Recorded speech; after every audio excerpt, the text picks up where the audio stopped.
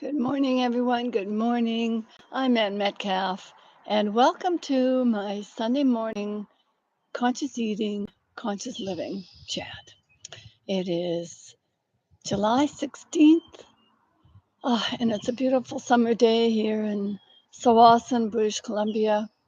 And thank you for joining me to listen to my chat today or later. And you can always get the text of this if you sign up for my email chats that I give out every Monday morning. So, how many of you suffer from eczema, or as Canadians call it? Well, we call it eczema, and other people call it eczema. And so, however you say it, um, it's for some, it can be quite debilitating, and others, if it's more milder, it can be irritating. This is a brief chat about two useful tricks to help you stop scratching. And next week, I will talk more from Carolyn uh, Akanyema, who has put out a book about eczema and how you can deal with it in different ways. So, more about that next week. And what comes with eczema? Well, you've got this redness and the soreness, and it's from the inflammation, and that causes the histamine release. And then the itchiness and the scratchiness cycle begins. And even though the scratching feels good, it actually makes it worse. And the mast cells, MAST, they dump the histamine and it keeps the cycle going. So I'm going to talk about mast cells as well, and then the two habits that we can introduce to help stop that itchy, scratchy cycle. The mast cells, they're a type of white blood cell that's found in connective tissue all throughout the body. And it's in the dermis, under the skin, near the blood vessels, the lymph vessels, and nerves, and in the lungs, and the intestine. And they're an important immune cell type in the skin, and they play an active role in wound healing. So that's a little bit on the mast cell, and you can do some more research on that for yourself. And what habits stop the itchy, scratchy cycle? Well, this is a recommendation from Carolyn, and she had 4 children who all had uh, eczema, and she used a towel covered ice pack to reduce the and that reduces the blood flow and it reduces the histamine from being released. And her kids would just, when they got an attack, they would just run to the ice box and put on that cold pack, and it would reduce the that itchy cycle. And something else that Carolyn used for herself, for her children, was high doses of vitamin C.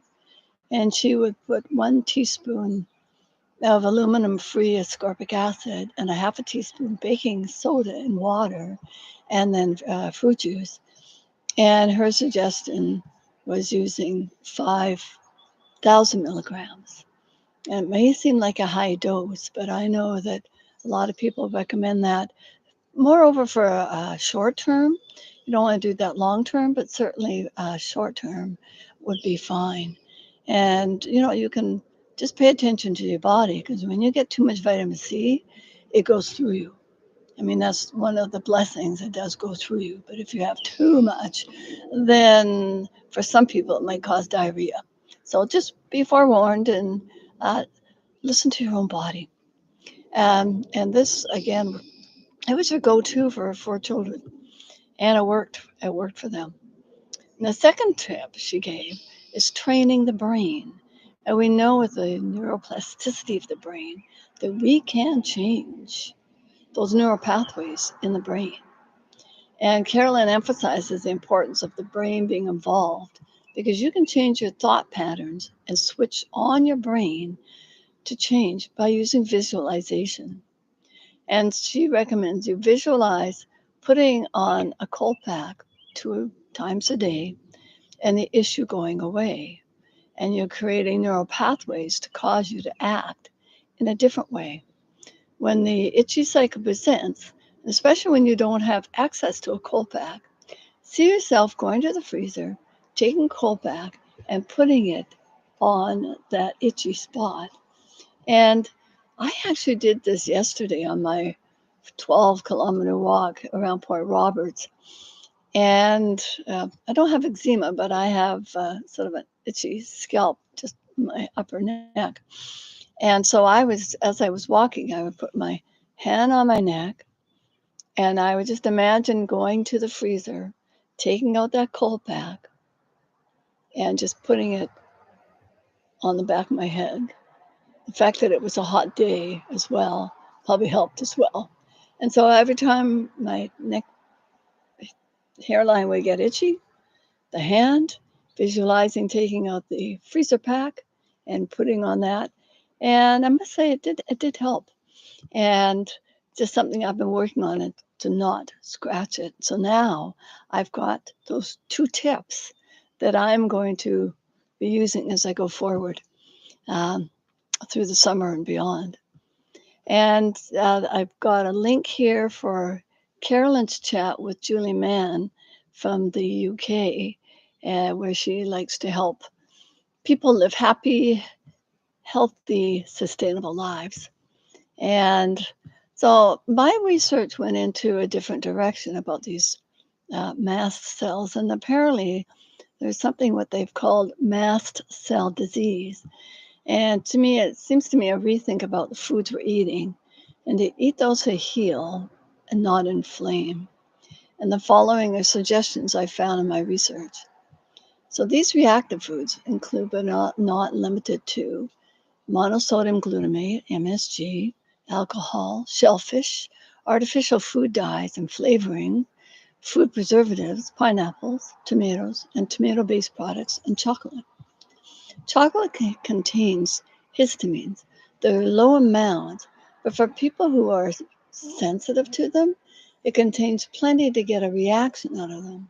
While the natural histamine content in coffee is low, some coffee processes can increase the histamine levels. And Anthony William, in his medical medium books, he also talks about caffeine and the cycle of adrenaline, which is an addictive cycle in our body and with the foods that we eat.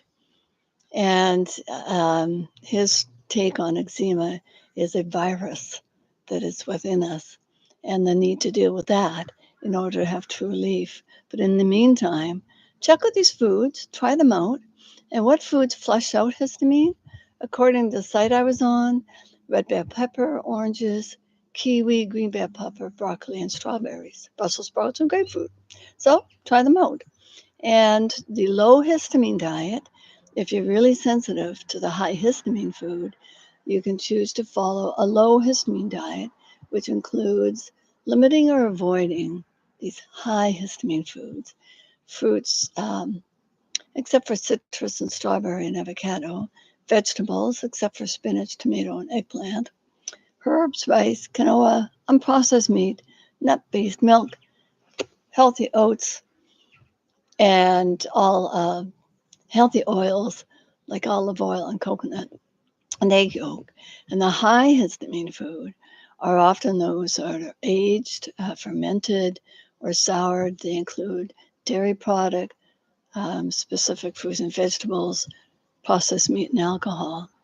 And the some of the you've got the aged cheeses, which aggravate the dried fruit, some of the legumes and spoiled fish, which you hopefully will use your senses before you taste them, not to eat it. And apparently not high histamine spice, cinnamon contains compounds called benzoates that trigger histamine release for some people. And so you might want to look at that. I love histamine. Um, and you know what? Check it out. Check your own body. And our blueberries histamine, antihistamine. Um, they are, and they act as a natural antihistamine. And that's one of the things that Anthony William agrees with in using berries, a lot of berries in your diet to help with so many different things. And these other foods include onion, apples, and of course the blueberries, which I have in my garden. And if you really want to know what's right for your body, try muscle testing with a pendulum or simply your body.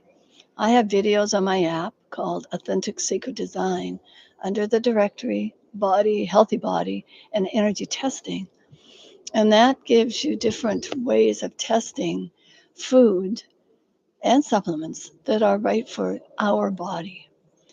And we're unique in many different ways, and our body can respond to what it needs, and it changes from day to day and week to week. So check it out and knowing our inner power, our bodies will respond with the answers that we need. Call on your team, your 60 plus trillion cells to assist you. So I'll include my link to my app. Just namaste and loving blessings to all of you. And let's bring down that whole itchy, scratchy cycle of eczema. Thank you and have a wonderful day.